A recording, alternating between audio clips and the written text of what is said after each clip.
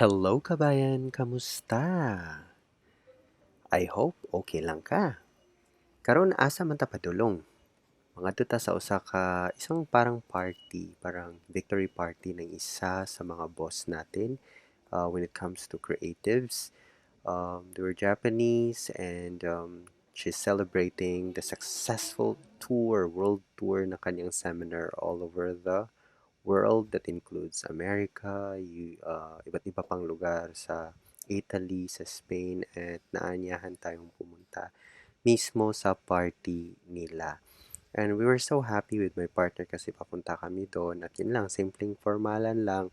At syempre nilakad na lang namin kasi para makapag-exercise din. Kaso nga lang yung partner ko naka-high heel at ako naman naka-boots. So mismong hindi namin alam na yung pagpunta pala doon ay sobrang tirik ng kalsada. So, nahirapan kami pababa. Meron palang shortcut doon sa kabila. So, dapat pala pumunta na lang kami doon.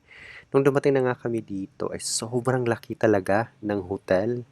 Sobrang laki ng venue. Papakita ko mamaya sa ground floor lang na part. Ganito na siya kalaki. So, mamaya makikita nyo kung ano yung mga sinasabi ko. So, titingnan natin kung anong pangalan ng hotel. Ito po pala ang tingnan muna natin. Hindi pa nakita sa screen eh. Ang hirap talaga mag-voice over, no? Sa mga makarelate dyan, di ba? Ano ba yan? Basta parang may Tokyo, Chorbakels yata yun.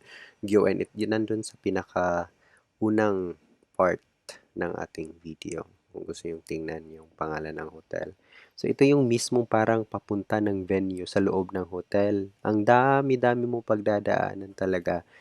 Pero ang gaganda talaga ng iyong mga makikita. Katulad na lamang ng mga painting LED nito.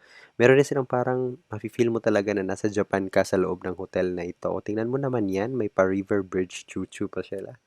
Ganda-ganda talaga ako dito. Sobrang nakaka-good vibes talaga. So I was expecting talaga sobrang ganda talaga ng party na to at napaka-exclusive kasi ng party. So I could not be able to include that in my video here. So, as nakikita nyo na yan, nakikita nyo yung escalator na papunta pataas. Doon na mismo yung parang pangatlong floor yata yon. Ito yung nakikita natin. Sobrang laki talaga. And grabe yung respect, grabe yung pag sinabing formal gathering talaga. And I really love the respect na pinapakita ng mga kapwa Japanese for the success of other people. Yun lang. Kabayan, padayon lang.